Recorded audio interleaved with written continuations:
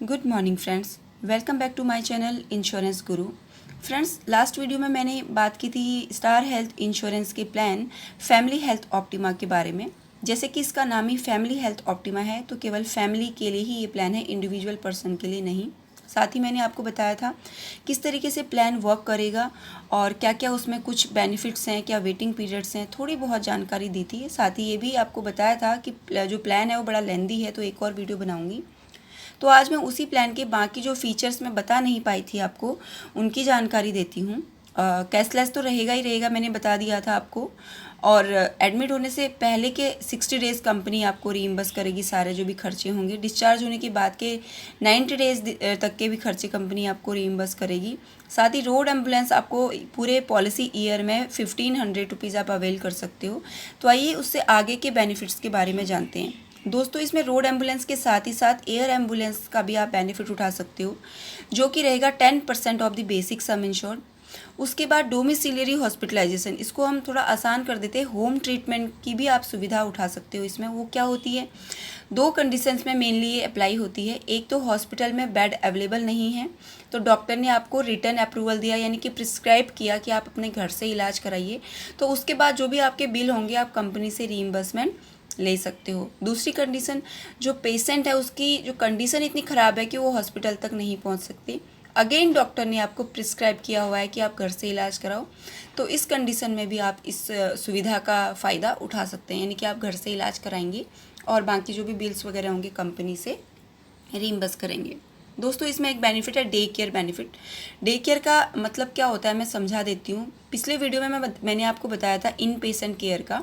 उसका मतलब था कि 24 घंटे या उससे अधिक समय के लिए एडमिट होना होता है, तभी ये सारी जो फ़ायदे हैं, बेनिफिट हैं, आपको प्रोवाइड किए जाते हैं। लेकिन क्योंकि एडवांस टेक्नोलॉजी हो चुकी है, ट्रीटमेंट अब बड़ी जल्दी रैपिडली होता है, लेट्रोस्कोपी, हिट्रोस्कोपी, बहुत तरीके की टेक्निक्स आ गई हैं, तो उस केस में आपको 24 आवर्स के लिए एडमिट नहीं होना पड़ता। तो कंपनी कहती है क्योंकि टेक्नोलॉजी एडवांस हो गई है तो हमको भी होना चाहिए। अब कंपनी आपको 24 घंटे से कम समय के लिए भी अगर आप एडमिट होते हैं, होना पड़ता है, तो उसका भी क्लेम देगी। राइट। बात करते हैं ऑर्गन डोनर एक्सपेंसेस की, यानी कि किसी भी पर्सन को कोई भी ऑर्गन ट्रांसप्लांट होना है। अब इस केस में जो डोनर है उसके भी सर्जरी का कंपनी खर्चा देगी, लेकिन कितना देगी, 10% ऑफ द सम इंश्योर्ड देगी और मैक्सिमम 1 लाख रुपीज़। यानी कि आपके पास अगर 5 लाख रुपए सम इंश्योर्ड की पॉलिसी है तो उसका 10% होता है 50,000 रुपीज़। एक साल का केवल 50,000 रुपये कंपनी आपको देगी।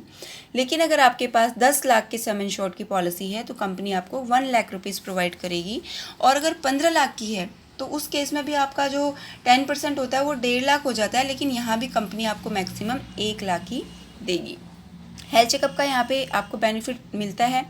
5 लाख के सम इंश्योर्ड पे 1500 रुपीज़, 10 लाख के सम इंश्योर्ड पे आपको 2000, और इसी तरीके से 500 बढ़ते जाता है एवरी सम इंश्योर्ड पे। मैक्सिमम 25 लाख का अगर सम इंश्योर्ड है तो आपको 3500 रुपीज़ के हेल्थ चेकअप का जो बेनिफिट है वो कंपनी प्रोवाइड करती है। राइट। तो ये बेसिक फीचर्स हो गए। थोड़ा सा आगे बढ़ते हैं हम। इसमें क्या रहता है, एक रिचार्ज बेनिफिट, बहुत ही अच्छा बेनिफिट है जो आपको कंपनी प्रोवाइड करती है। अब उसमें क्या होता है, रिचार्ज क्या होता है, आपका जो सम इंश्योर्ड है वो 5 लाख रुपए का है और सिंगल क्लेम आ गया आपका 6 लाख या 6.5 लाख का, तो कंपनी कहती है एंटायर पॉलिसी पीरियड में आप कभी ऐसी इमरजेंसी आ जाती है तो कंपनी आपको 1.5 लाख रुपये एक्स्ट्रा देगी विदाउट कोई चार्ज लिए।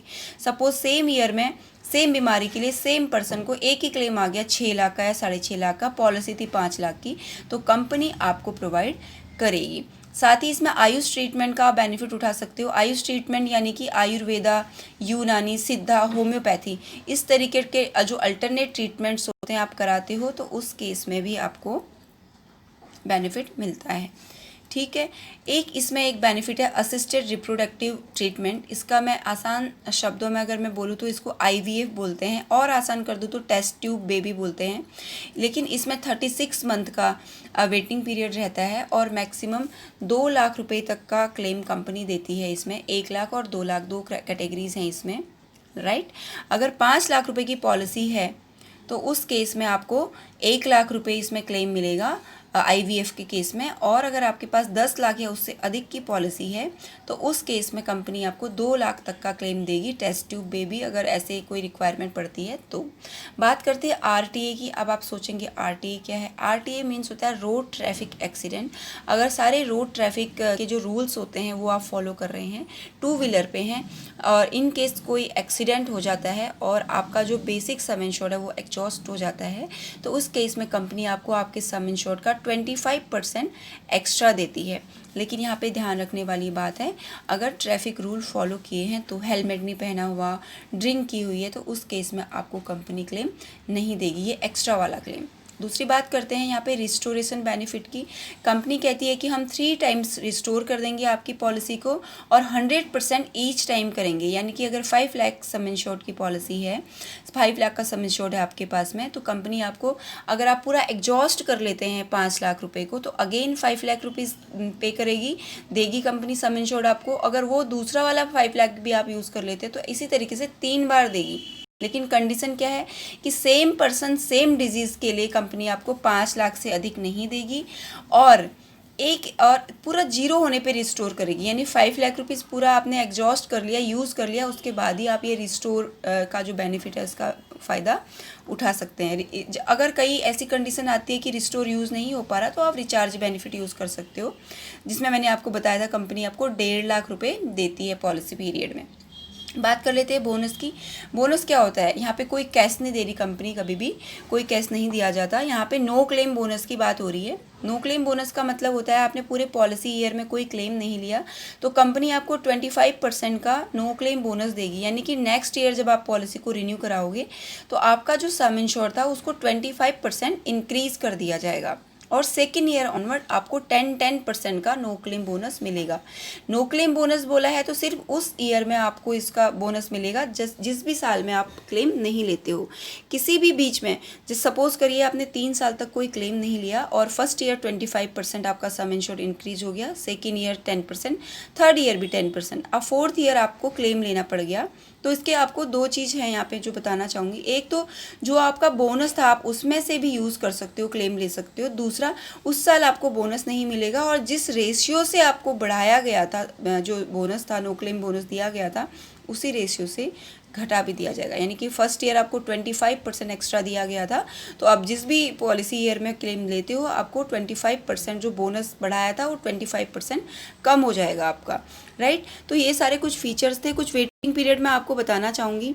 वेटिंग पीरियड पहला 30 डेज़ का तो मैं डिस्कस कर चुकी थी कि पॉलिसी लेने के फर्स्ट 30 डेज़ आप केवल एक्सीडेंट के केस में ही क्लेम ले सकते हो, और एक सेकेंड वेटिंग पीरियड जो होता है वो 2 ईयर का रहता है, जिसमें स्लो गोइंग डिजीजेज होती हैं जिनके लिए आप 2 साल के बाद ही क्लेम कर सकते हो, just like cataract, piles, hernia, ulcer, ENT, internal tumours, gynae problem, knee replacement, इस तरीके की कुछ डिजीज़ हैं। और तीसरे तरीके का जो वेटिंग पीरियड है वो प्री एग्जिस्टिंग है, यानी कि पॉलिसी लेने से पहले कोई बीमारी थी तो 4 साल के बाद ही क्लेम मिलेगा। थैंक यू सो मच, जल्द मिलूंगी।